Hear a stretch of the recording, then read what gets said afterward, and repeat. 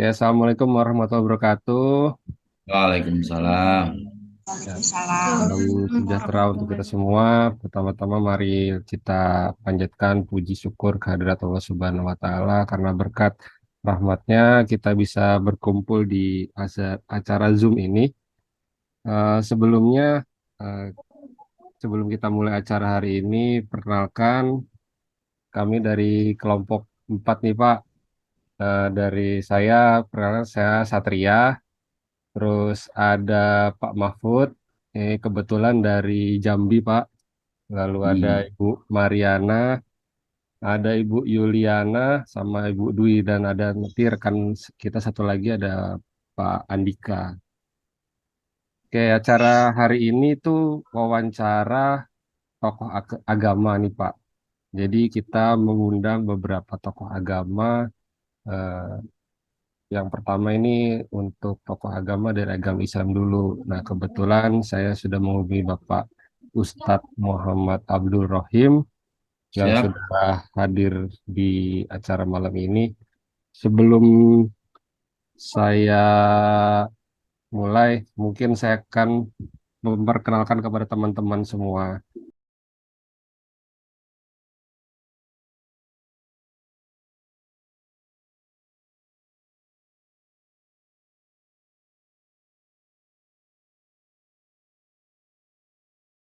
Saya lanjut ke identitas narasumber ya.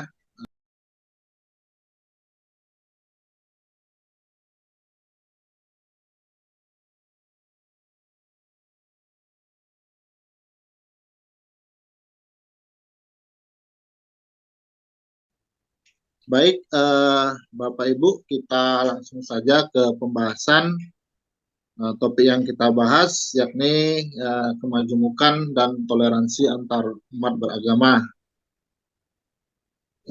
Mungkin dari Bapak Ibu ada yang mau ditanyakan kepada Pak Agus, saya persilakan.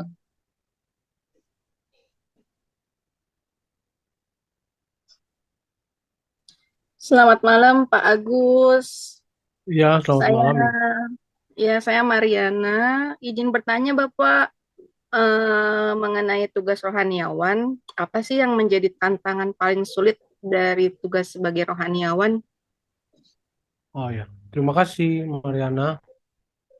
Tantangan yang paling sulit dari tugas rohaniawan adalah ketika umat yang dibinanya terjebak dalam pergaulan bebas, terjebak dalam persoalan seperti oh, masalah kriminal, masalah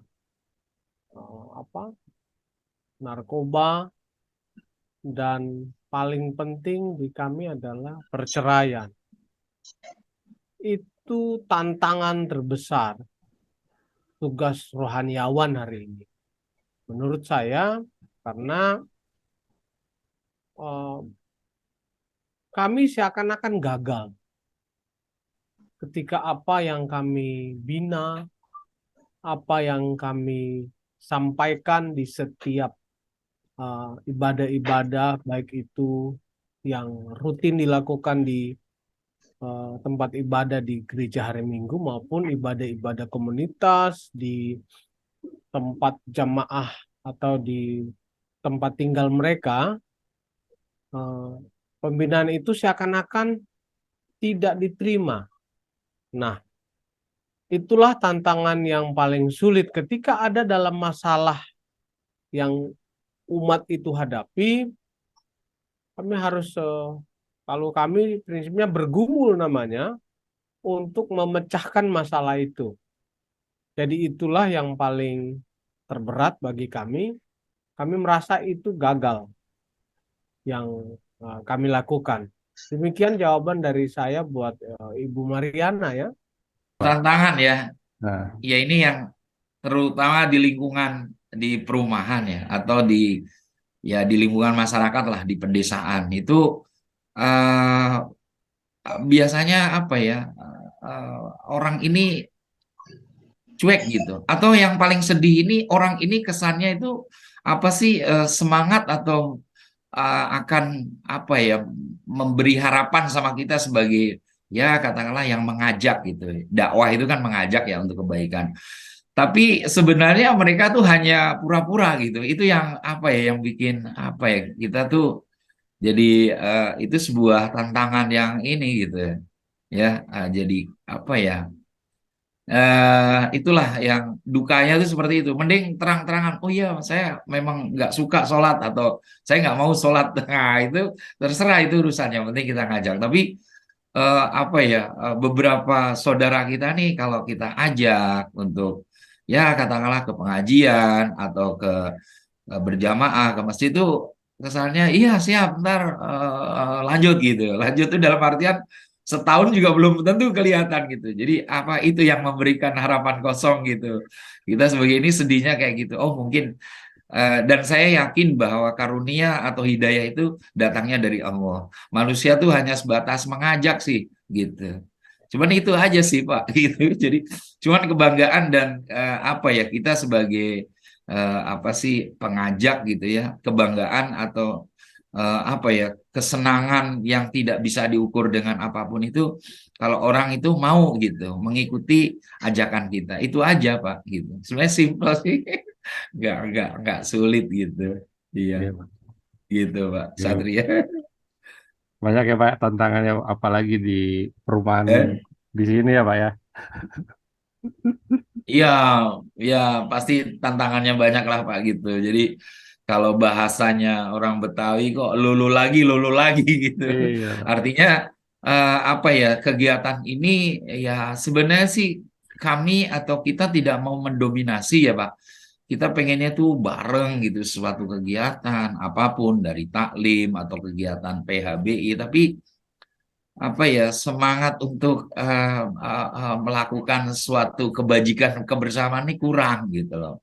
Nah itu yang jadi tantangan tuh seperti itu. Tapi biasanya memang kalau sudah terlaksana atau pada saat pelaksanaan itu luar biasa gitu. Nah ini ya disitulah gitu ya. Jadi apapun dan bagaimanapun kita memang tidak boleh berhenti untuk mengajak kebaikan, Pak.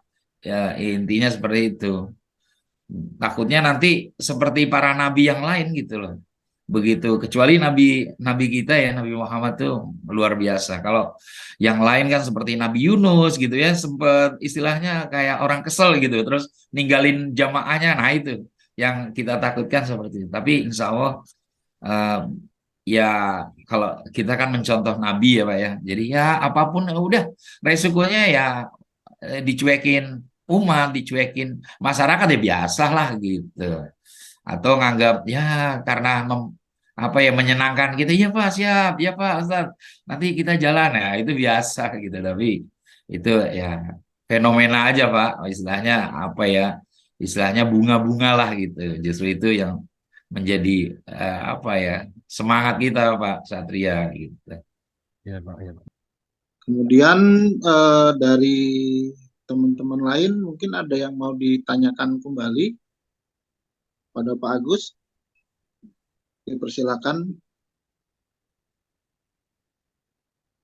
Izin bertanya, Pak Agus. Saya dengan Dwi Astuti Handayani, Pak. Ya.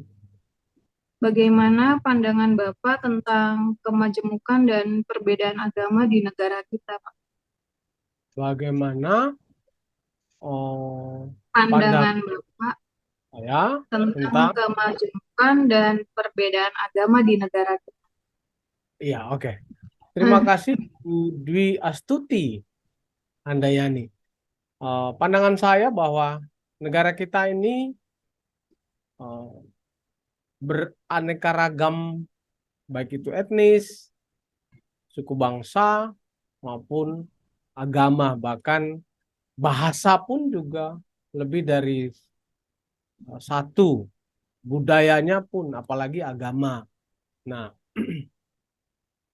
kita menyadari bahwa kemajemukan ini tidak bisa dipersatukan dalam satu ikatan.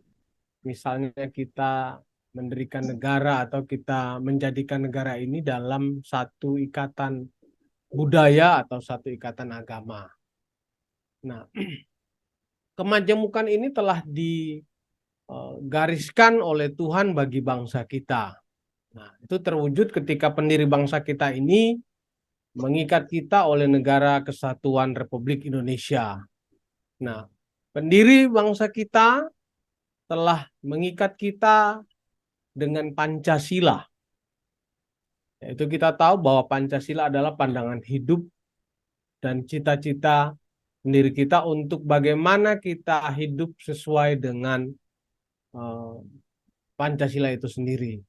Jadi kalau kita dipersatukan dalam satu ikatan atas dasar agama, maka dari dulu negara kita tidak akan terbentuk. Begitu juga ketika kita dipersatukan karena dasar budaya, maka negara kita tidak akan terbentuk.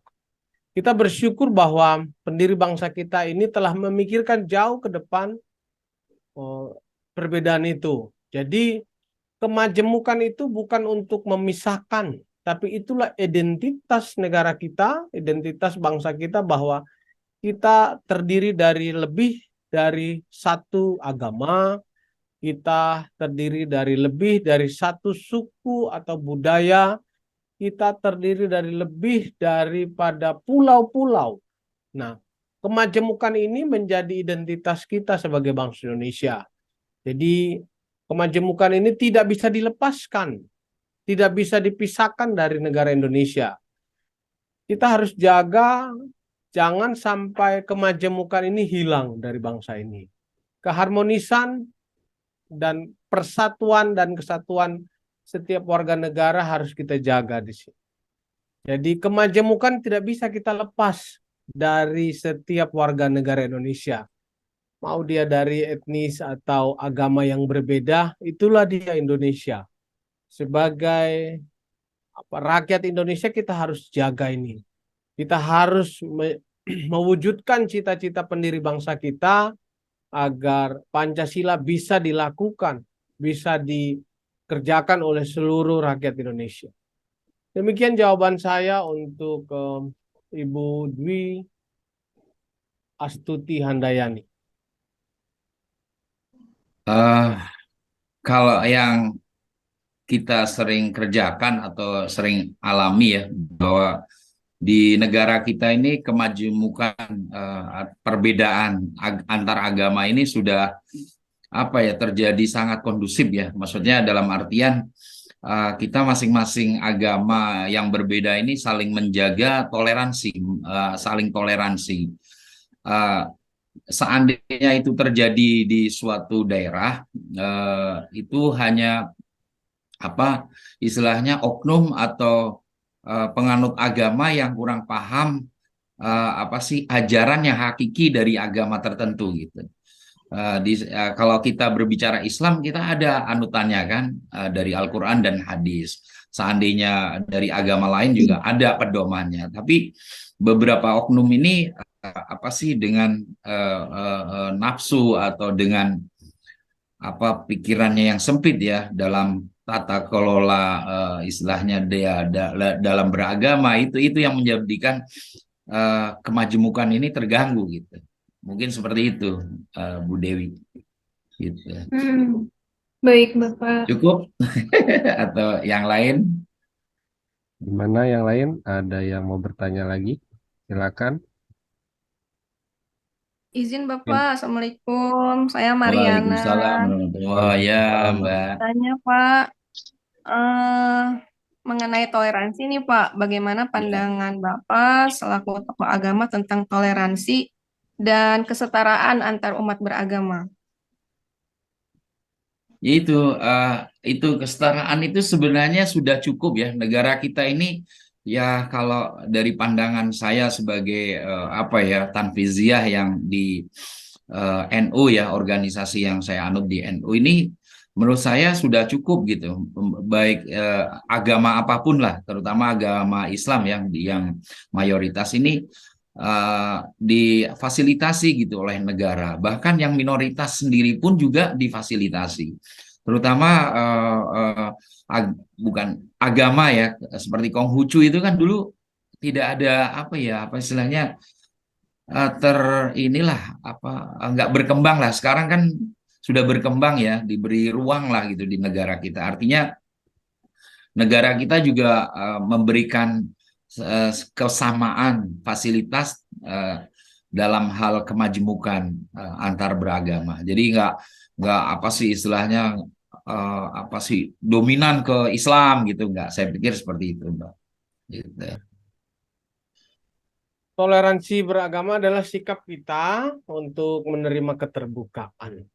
Kita menerima dulu keterbukaan bahwa di antara kita, di samping atau di sekeliling kita ada orang yang tidak satu kepercayaan, tidak satu iman dengan kita.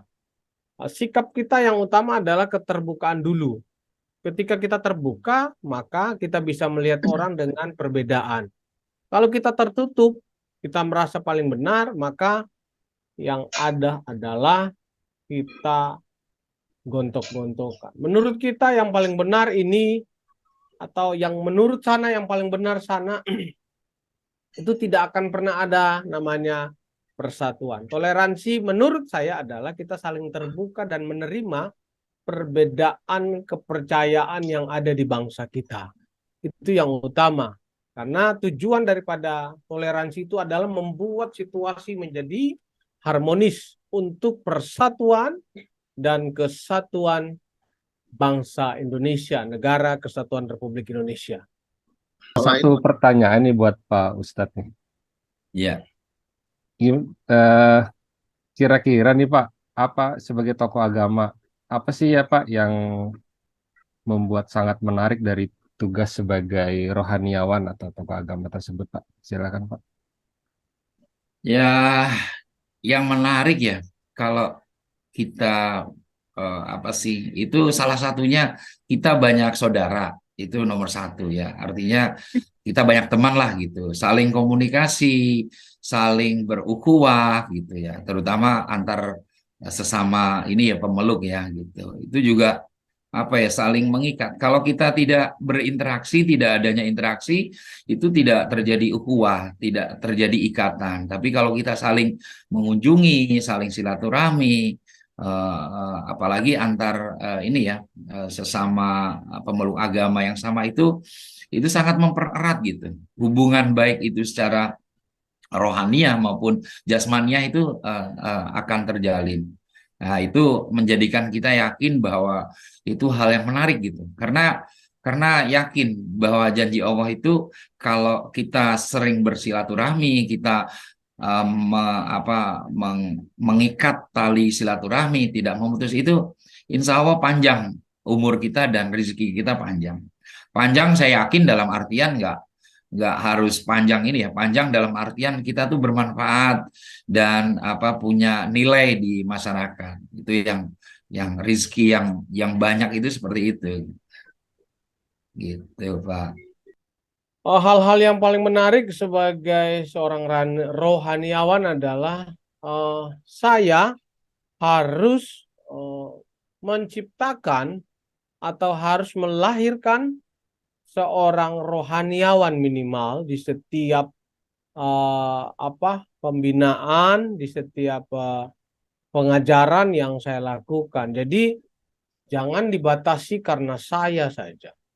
Ada orang-orang yang saya bina, ada umat yang saya bina bisa dan berhasil dengan apa yang saya ajarkan. Jadi ketika seorang rohaniawan itu telah melakukan tugasnya, dia harus bisa menciptakan seorang yang nantinya akan menggantikan atau bahkan dia satu level juga dengan saya. Itu yang paling menarik. Nah, ada dinamikanya di situ.